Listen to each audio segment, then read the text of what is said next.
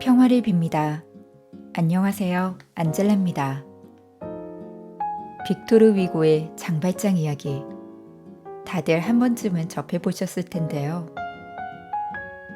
그중 장발장의 삶의 전환점이 된 미리엘 신부의 이야기는 참 인상적입니다.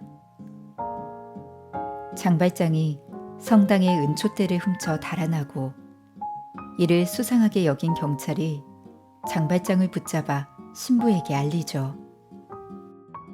하지만 미리엘 신부는 자신이 장발장에게 은촛대를 선물한 거라며 되려 은쟁반은 왜 가져가지 않았냐고 장발장에게 호의를 베푸는데요. 미리엘 신부는 거짓말을 한 셈이지만 한 죄인에게 용서와 사랑을 베품으로써 죄인을 회개와 구원으로 이끈 것이죠. 세상을 미움과 분노의 시선으로 바라보던 장발장이 한 신부의 사랑으로 다른 이들에게 사랑과 용서를 베풀며 새 삶을 살아가는 이야기로 사랑의 실천이 얼마나 중요한지를 깨닫게 해줍니다. 이처럼 하느님의 지혜는 인간의 상상과 생각을 훨씬 초월합니다. 사랑으로 세상을 구원하기 위한 하느님의 뜻. 이것이 우리가 말씀을 매일 새겨야 하는 이유일 거예요.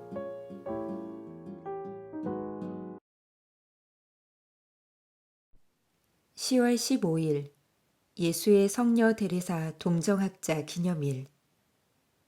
복음. 자선을 베풀어라. 그러면 모든 것이 깨끗해질 것이다.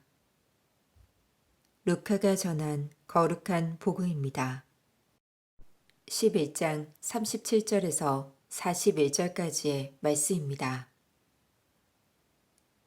그때 예수님께서 다 말씀하시자 어떤 바리사이가 자기 집에서 식사하자고 그분을 초대하였다.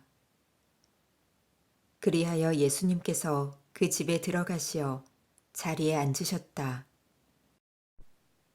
그런데 그 바리사이는 예수님께서 식사 전에 먼저 손을 씻지 않으시는 것을 보고 놀랐다.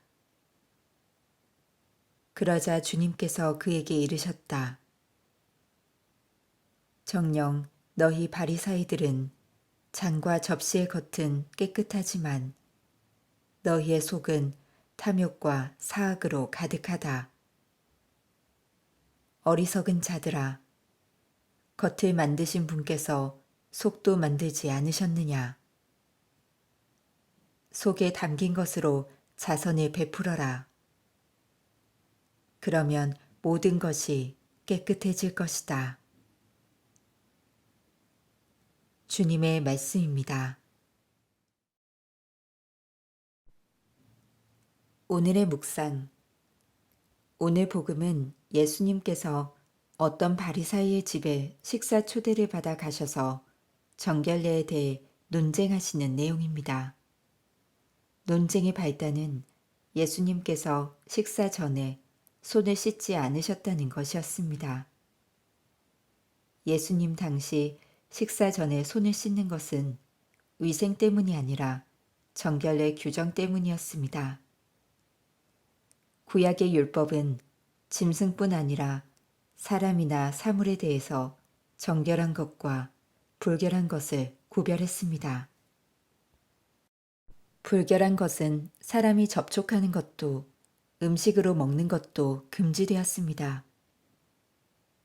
식사 전에 손을 씻어야 했던 것은 혹시라도 식사 전에 불결한 것과 접촉했을 수 있었기 때문입니다.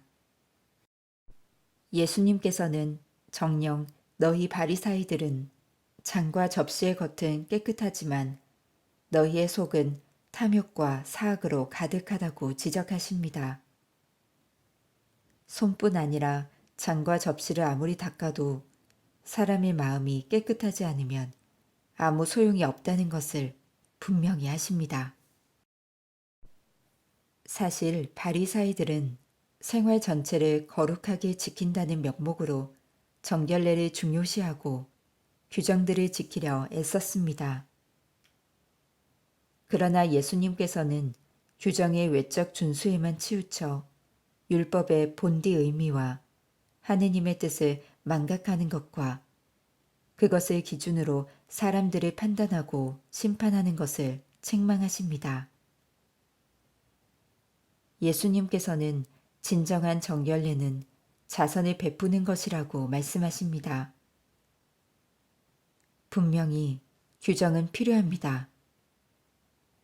그러나 어떤 규정을 만들고 지키는 것보다 하느님과의 인격적이고 친밀한 관계, 그리고 이웃에 대한 근본적인 애정과 배려가 하느님 보시기에 더 중요한 것이며 또 그런 노력을 통해 하느님 보시기에 정결한 인간, 의로운 인간이 된다는 뜻일 것입니다. 하느님 사랑은 이웃 사랑으로 드러나고 실천돼야 합니다.